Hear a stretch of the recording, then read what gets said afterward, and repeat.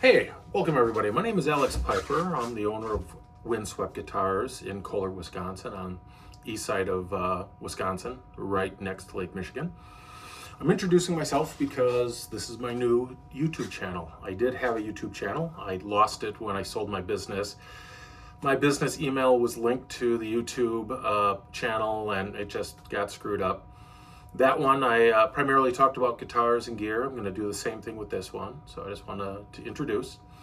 I build guitars for a hobby and sell them. I work on amps, people's amps, cleaning them, cleaning pots, changing tubes. Nothing serious, just general maintenance. I play guitar, trying to get into some bands locally. We'll see how that goes. But I wanted to introduce myself and kind of what I do. If you do know me, from YouTube.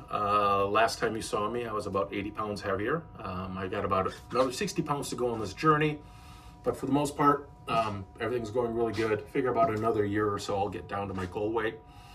So what I want to do is introduce you to my gear, my amps, my guitars that I've built, ones that I've bought. The ones that I have here, almost every single one's a keeper in one form or another. But of course, as a salesperson, everything's always for sale. So I'm going to introduce you to the stuff.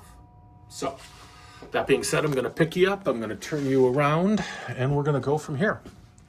We're going to start at the end. This is one of my builds. This is a clone of a 59 Tele Deluxe. It is double bound, beautiful two-color sunburst with a fantastic Park Lane neck with a beautiful Tato taper on it. Very, very nice, with a full slab of mahogany. Mahogany.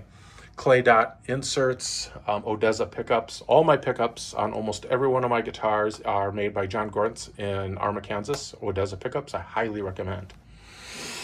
This is a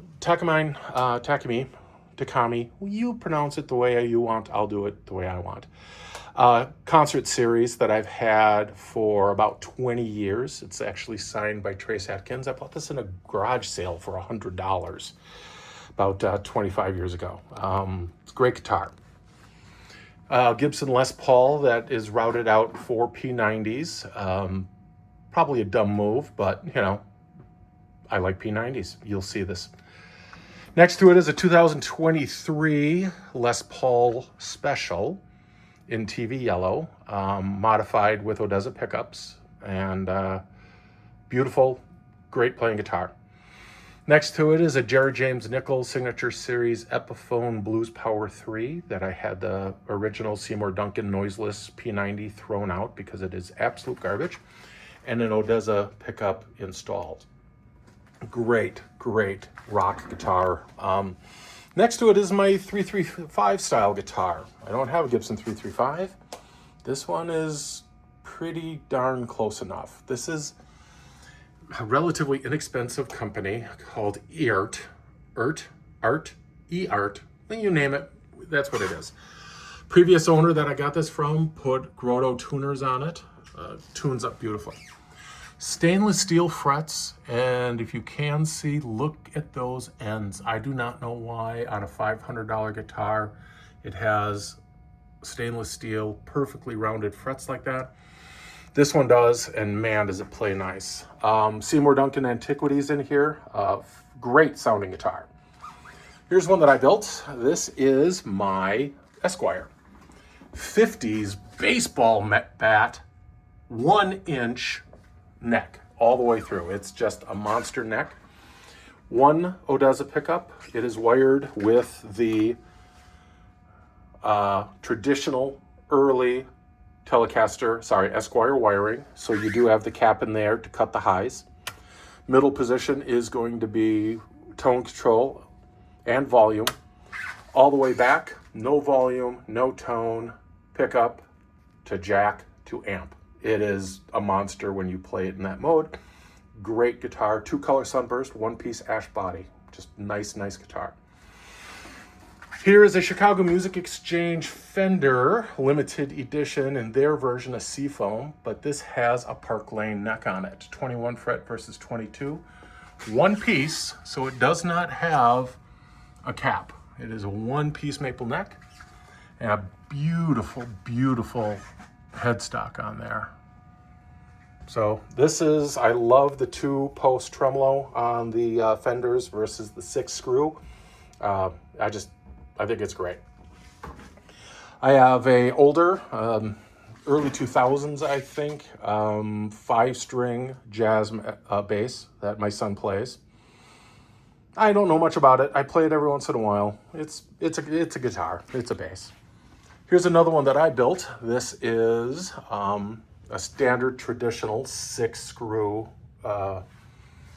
trem on here. Now this has the neck on it from that Made in Mexico Chicago Music Exchange, but it is a fantastic neck. Upgraded the tuners.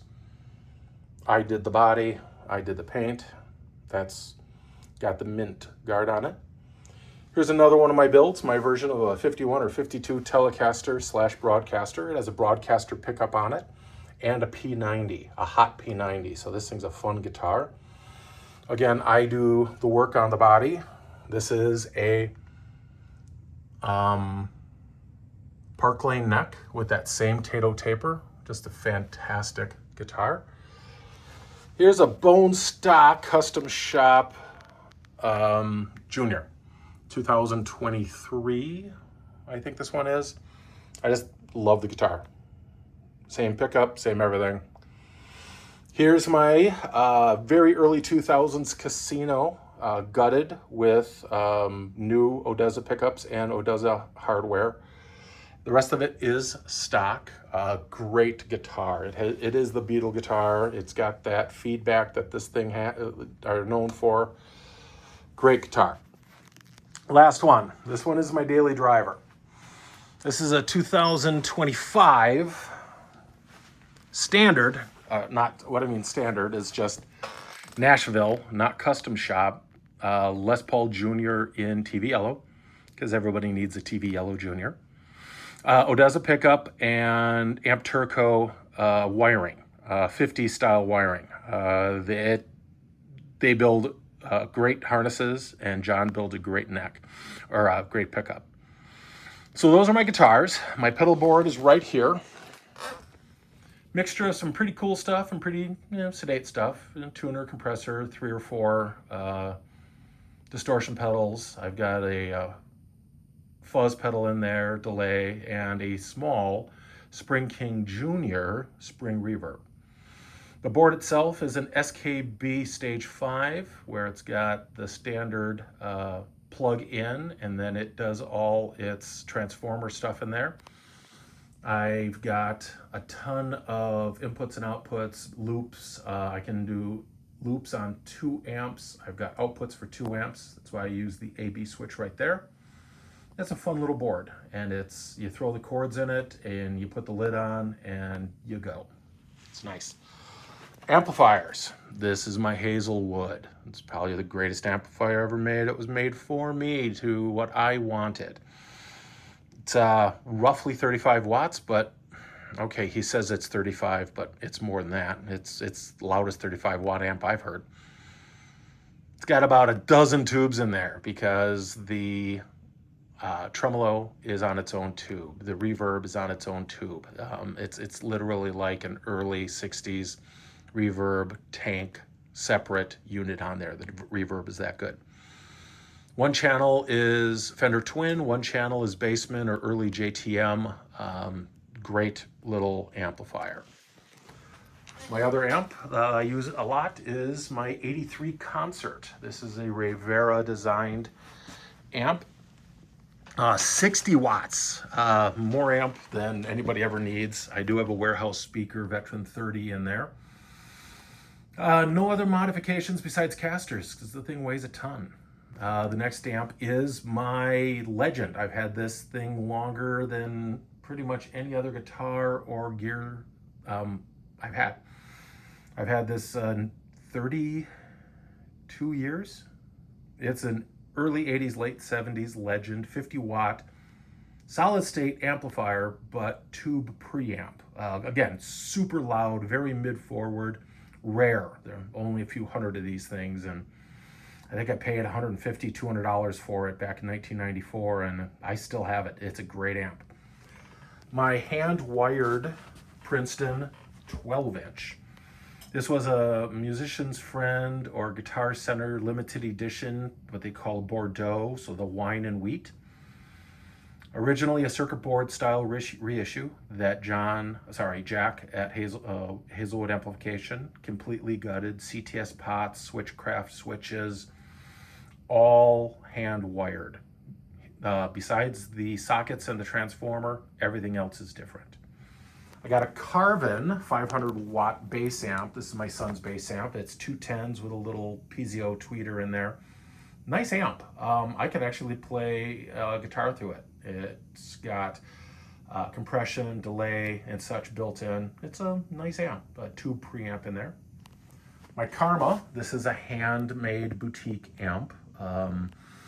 2-channel, not switchable. You actually have to change the jacks, so that's why I've got that splitter in there. I'm running both channels simultaneously. One channel is based off of a Gibson GA20 from early 60s, late 50s.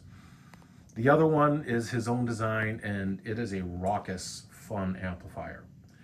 Cabinet was made by Continental Music in Chicago in about 1964-65.